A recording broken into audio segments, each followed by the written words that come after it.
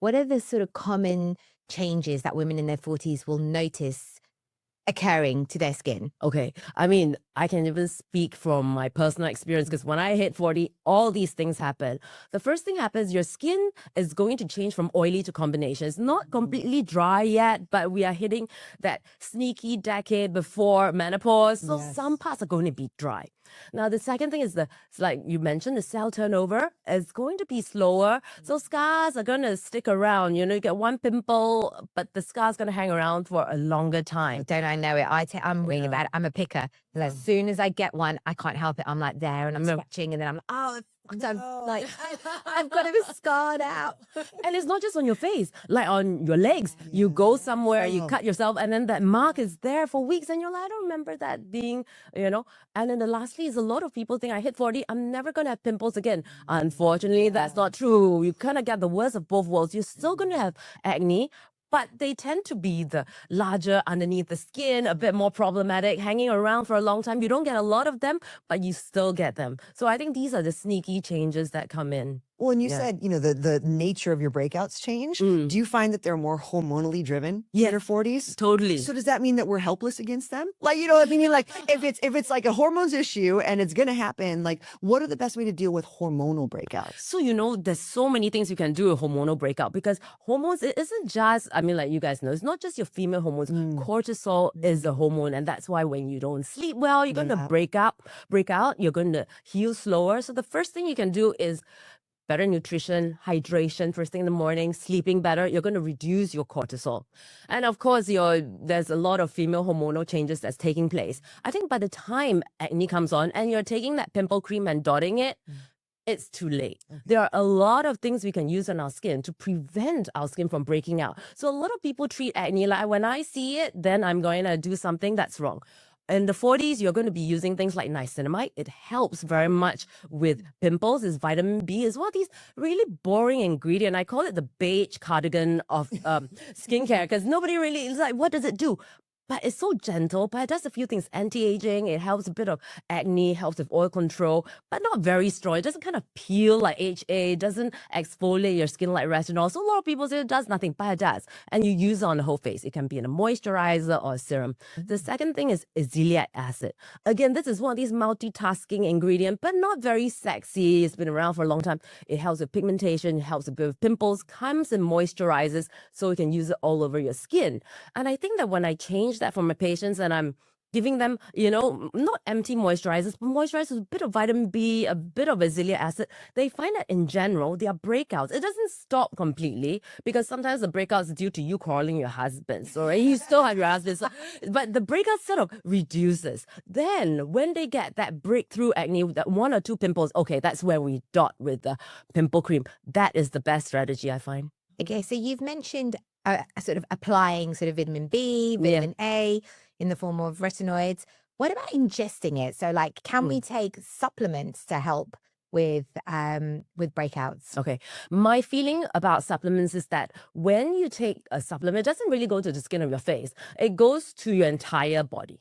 Okay. That's why, you know, a lot of my patients say, I take collagen, it's going to pad up my cheeks. Well, it could go to your buttocks. So it's not always true. And it doesn't work quite as well as topical application. For us to take a vitamin and for it to reach such a high concentration in the skin of our face, we'll be ingesting such huge quantities that it is not feasible. And most of the time, we're going to pee it out. So by the time you're taking supplements and you notice your pee is bright yellow, you're just making very expensive urine. Okay, well, that's good to know. So I think now is the perfect time to play a little game, which we call Hot or Hype. Okay. I'm going to chat out some trending topics for you, and you can tell me whether you think they're hot or hype. Okay. You kind of already mentioned one, but collagen drinks. Hot or hype? Oh, it is definitely hype. Oh, is it really? It's hype. I wish it was true, but you think about it. Just because we don't have enough collagen doesn't mean we take collagen. Same like when your hair's dropping, you don't eat hair, right? So, yeah, thank God for that. What about skin boosters? Okay, when you talk about skin boosters, are you talking about the injectables? Yeah. Okay. I think that's what I mean. Yeah. That totally works for increasing dermal water. So what happens is the hyaluronic acid content in our skin goes down. And so you're replacing the hyaluronic acid content in our dermal layer. And that helps us hold water. Okay. So my profile is doing something is what you're saying. Yeah. Your profile is doing something and you look great. So You're too kind. What about baby Botox? Botox is, there were 3 treatments I put in my books that totally works, and Botox is one of them. Okay, has shout out. Okay, years- Botox, we welcome you as a sponsor. Please come on the show.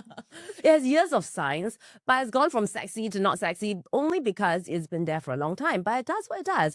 It actually reduces the excessive muscle movement, and when done well, it's not paralyzing your face, it's reducing this excessive movement in your skin. Don't forget, your skin is going to be on top of your muscle. Every time you have a muscle contraction, your skin sort of gets creased up. So if you minimize this excessive movement, you're also saving your skin. Okay. So baby Botox for people who want it, minute doses, preserving expression, I think it's a great way. Okay, that's good to know. Yeah, I love that. What about things like red light therapy or those sort of The masks, AZ, right? Yeah, that everyone's wearing. Okay, so red light therapy, you got to be very careful. You have to use one that is bright enough, what we call luminescence. So some red light therapy is not bright enough to penetrate the skin. So like, handheld devices at home. I mean, if you're really patient, maybe after years and years of using. But if you really want something to help, you want one that you're sitting in a clinic where there are a lot of bulbs. It almost feels like it's almost too bright. You need goggles. That does help. 2 things at 670 nanometers, improves healing, it rejuvenates the skin. And of course, there's a latest study in UCL that says that if you expose your eyes to red light in the morning, just 2 to 3 minutes, 3 times a week, it actually improves your eyesight. Oh my gosh. I had not need to heard. get on that. I was trying to say that is something I had not heard about until right now in this chair. Yeah. Okay, so a lot of women go around saying we want to age gracefully. Yeah. Would you say there's a fine line between aging gracefully and giving up? Yes, I think it's a fine line. Sometimes it is almost like one of my male patients came and says, I have this girlfriend and she's so natural. She doesn't even wear makeup. And my heart was thinking, for your girlfriend to not wear makeup, she must do a lot of aesthetic treatments. So that's the difference. What is aging gracefully? Aging gracefully really is not overdoing, but you still want to treat yourself and your skin with some amount of respect. Like not wearing sunscreen, that's not aging gracefully. It's really throwing yourself to the environment. Smoking, that's not aging gracefully. So I think the first thing, if you talk about aging gracefully, is having good habits. Before you even think of aesthetic treatments or layering anything, it is nutrition, sleep, exercise, mindset. If you are always stressed, I think it shows up on your skin. Yeah. So what would you say are the bad habits then that can really show up on your skin? I think I am a culprit for many of these bad habits. One is sleeping late. Okay. So a lot of people think when I talk about sleep is that they say I do get 8 hours, but their 8 hours sort of starts at 2 a.m. in the morning and then goes to the timing of when you sleep is very important because like you were saying in your 40s and your 50s, you really rely on these repair hormones at night. They sort of are like the construction crew. So your melatonin, your growth hormone. But the problem is if you're not in bed by 10 p.m., this construction crew starts thinking, oh, she's not asleep. I'm going to take a day off. So if you sleep at 2 a.m., they don't actually come and repair your skin as much. So if you're shift work, you're the sort that is like a night owl, you tend to have poorer skin. So sleep is one main thing. And that's the same for muscles, by the way. If you don't get the proper timing and amount of rest, then your muscles don't repair. So all that work you do in the gym, for what? I'm so glad I go to bed at 9 p.m. Like I said, it's so reaffirming to what we already do. So Okay, so sleep. What else would be a bad habit that people are doing? Okay, one of them is sugar. Okay, and I think you guys see nutrition. We just did the entire episode on sugar. Probably your area of expertise. But for us, sugar isn't just sweet things. Like high carbs food, that's also sugar. And I know for you guys about building muscle, I think that's a no-no. But for the skin, they form these things called advanced glycated products and products. And these things makes your skin stiffer.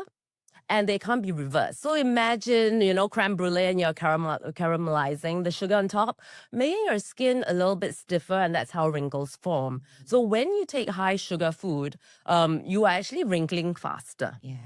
Guys. And also spottier, right? It also contributes to dark spots. I know my husband, is always talking about the banana, the ripe banana, the overripe banana. That's you on carbs. That's your skin on carbs, I should say.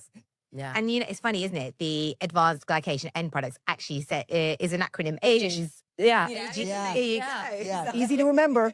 Yeah. Harder to avoid. Yes. But a lot of people think sugar is just sweet foods. But you know, if you just take a lot of plain rice or breads, that would also form Yeah, HGE. sugar needs a rebrand. Yeah, they need a Right. In rebrand. other words, like people start to understand that it's carbohydrate load. Yeah. You know, it's carbohydrate load. You just heard a clip from Forties Formula in Focus with Dr. Chai Ling.